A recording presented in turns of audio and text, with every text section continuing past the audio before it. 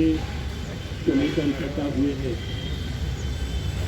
कि वो आज एक खतरे की घंटी बजा रहा है और ये कह रहा है कि आज जो इस मुल्क के अंदर चल रहा है तो 1, 2, 3 हम नाम नहीं ले सकते हैं क्योंकि कल हमारी भी बारी आ सकती है। मौलाना कलीम सिद्दीकी साहब को जिस वजह से पुलिस ने उठाया है, जिनके घर में अरबी की किताबें मिली है, इनके घर में कुरान शरीफ मिली है, कितने ऐसे केसेस हैं। इंडियन एक्सप्रेस की वेबसाइट के ऊपर जाइए और चेक करिए। उस वक्त भी कोई बोलने के लिए तैयार नहीं था।